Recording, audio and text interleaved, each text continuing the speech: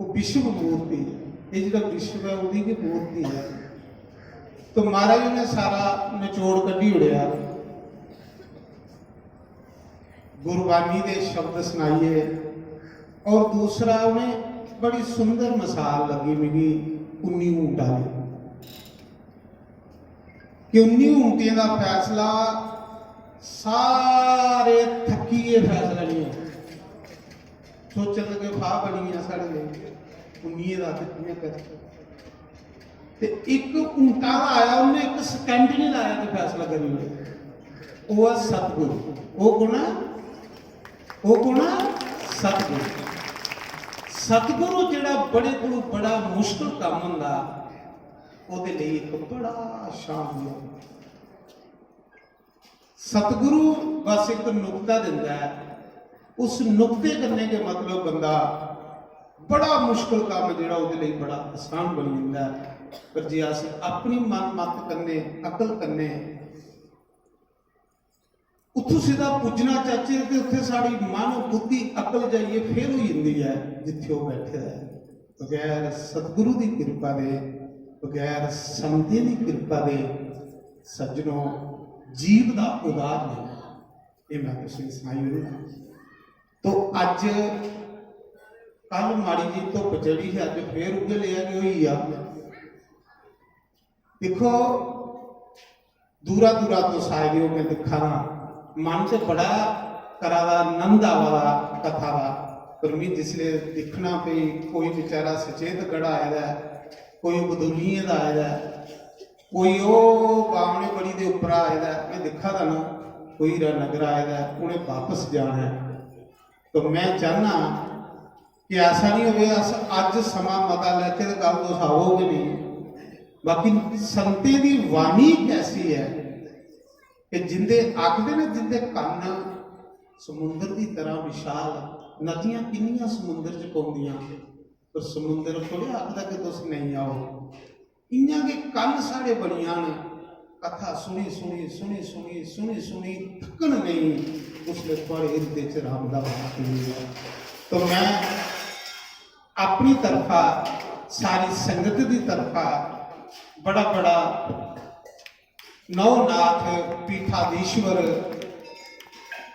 संत श्री शास्त्री जी महाराज जिन्हें इस सनातन धर्म का दिन रात एक कीते दा। सनातन धर्म ਲਈ कोई दिन ऐसा नहीं हुंदा जिहड़ा इहदे कोल खाली हुंदा। पर अस अपने आप की बड़े भाग्य वाले समझे कि जिंदे लिए महाराज ने ये अज वाला 2 तरीक 6 महीने पहले पत्रिका से छपाई उड़ा। सज्जनों जिसले संतें की पत्रिका च ना आई आए तो रब की पत्रिका च ना आई जाता। तो अज महाराज ने हर साल सारे पर कृपा करते हैं, हर साल और बड़े मधुर बानी करने अपना कीर्तन सत्संग एक घंटे च पूरा सार समझाई उठते हैं। तो मैं अपनी तरफा सारी संगत की तरफा महाराज उनका बड़ा बड़ा धन्यवाद करूँगी। कल मैं एक कहूँ तुसें गी सादा दिना, पर हूँ मेरे इस इलाके की गल जरा तुस मेरा निवेदन घट स्वीकार करते हो कि जे ते शास्त्री हुंदा कुतै त्रैनी वाले दिन नहीं प्रोग्राम कुतै होऐ ते आऊँ तुसें गी सादा दिना नाथ आश्रम का पूजी अपने शास्त्री और ये भी 2 बार गए उत्थे बड़ा अच्छा लगा। बड़ी अमृत बरखा इन्हें की, जनता इन्हें बड़ा याद करती है। तो इन्हें खुला निमंत्रण दिता कि हर साल महाराज तुम जिला मर्जी भावें संग्रांति आओ, उनका हार्दिक अभिनंदन है। तो इस संग्रांत की संग्रांतां जिहड़ियां हर संग्रांत का अपना महत्व है, पर जिहड़ी ये मकर संक्रांति है इसका सब को ज़्यादा महत्व है। माघ मकर रविगत हुई तीर्थ रात आओ सब कोई। ते आऊँ तुसें गी सादा देना नाथ आश्रम के मकर संक्रांति 14 जनवरी की होनी ते उत्थे कन्नै खिचड़ी का भंडारा सन। ते एक सादा दिंदे भी नहीं लगता कि अस कि'यां सादा देचै तुसें गी। मेरे साढ़े अपने एक राधा स्वामी आश्रम के बड़े प्रेमी ने अंग्रेज दास ਉਹ ਮੇਰੇ ਸਤਸੰਗ ਚਾਹੀਏ ਤੇ ਸੂਚਨਾ ਦੇ ਆਖਦੇ ਮੈਂ 1 ਕੁਆਂਟਲ ਜਲੇਬੀਆਂ ਬਣਾਉਣੀਆਂ 15 ਤਰੀਕ ਤੇ ਮੈਂ ਕਿਹਾ ਕਾਂ ਦੇ ਜਲੇਬੀਆਂ ਵੀ ਜਾਣਾ ਨੇ ਮੈਂ ਆਓ ਖਿਚੜੀ ਬੋਲਦਾ ਰਹਿਣਾ ਤੇ ਸਾਰੇ ਖਿਚੜੀ ਨੂੰ ਕੋਲ ਇਕੱਠੇ ਹੋਣਾ ਹੈ ਤੇ ਆਸ ਆਖਣੇ ਤੁਸੀਂ ਆਉਣਾ। ਉਹ ਜਿਹੜਾ ਸਾਦਾ ਦਿੰਦੇ ਆਖਦੇ ਬਈ ਤੇਰੇ ਗਰਾਂ ਦਾ ਕਿੰਨੀਆਂ ਗੱਡੀਆਂ ਆਵਾਦੀਆਂ, ਉਹ ਤੇਰੇ ਗਰਾਂ ਦਾ ਕਿੰਨੀਆਂ ਗੱਡੀਆਂ ਆਵਾ ਕਰਦੀਆਂ ਤੇ ਦੁਨੀਆ ਚ ਜਾਂਦੀ ਤੇ ਅਸ ਲੋਕ वैदिक सनातन धर्म का प्रचार नहीं करिए राज भगवान का तो लोग मजबे पंथ का प्रचार करा करते वो दुनिया जा करती है।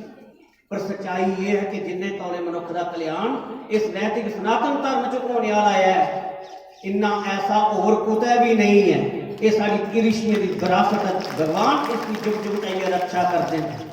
इसके लिए दिखती चीज नहीं खां ते कोलू चटन जा तो मेरा ये निवेदन है कि जो तुम 14 तरीक समय हुआ तो समेत गुरु महाराज दे तुसे आने की थोड़ी खेचल करियो ते धी जिला तुस मिगी सदगियो ते मैं भी आई जाऊँ बच्चे बारे ते अज इन्नी सेवा बड़ा अच्छा लगा।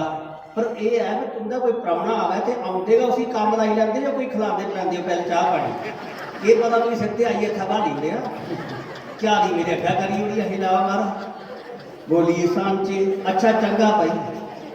तो दूसरा ये है अज का जिहड़ा लंगर प्रसाद है सारी संगत लई वो साढ़े अरठाना और अरठाना कैंप दोनों पिंडे की तरफा माएं की दाल बखरी है चने की दाल बखरी है सारी संगत की लंगर अरठाने की तरफा उनके नाल एक ताड़ी मारी लो।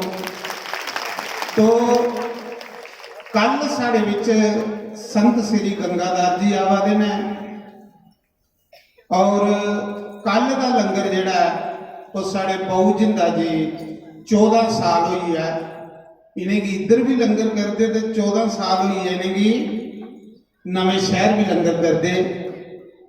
तो मैं बाऊ जिंदे हुंदा महाराज जी हुंदे कोल थोड़ा जिहा मान सम्मान करवाई ओड़ूंगा क्योंकि बहुत बेचारे 14-26 साल कोई इन्हें की भंडारे करते तो बेचारे आपू भी आइए तो महाराज थोड़ा जिहा तो बाऊ जिंदा जी भट्ठे वाले साढ़े नवे शहर के हर साल 2 तरीक के भंडारा करते हैं। तो कल जिहड़ा लंगर प्रसाद है वो कल बाऊ जिंदे का प्रसाद है अज रठाने वाले का प्रसाद है। मैं श्याम सुंदर जी जिहड़े दीना नगर दे आए ने बड़ा सुंदर उन्हें कीर्तन किया रामायण की चौपाइयां करने मैं उनका भी बड़ा धन्यवाद करूँगा।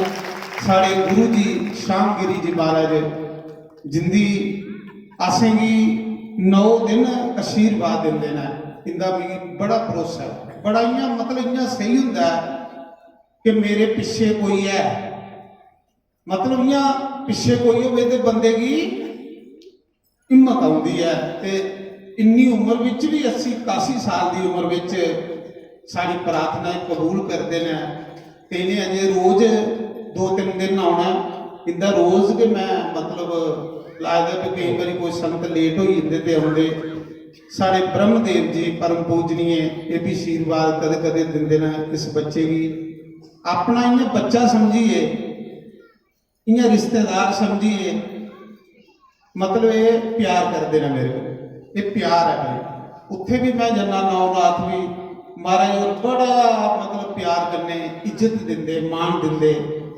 मजा आ जाता बड़ा कुछ सीखने ही मिलता उत्थे भी बहुत ज़्यादा। तो ਉਹਦੇ बाद साढ़े महंत श्री रूप लाल जी शर्मा इंदा भी आशीर्वाद है साढ़े उपर।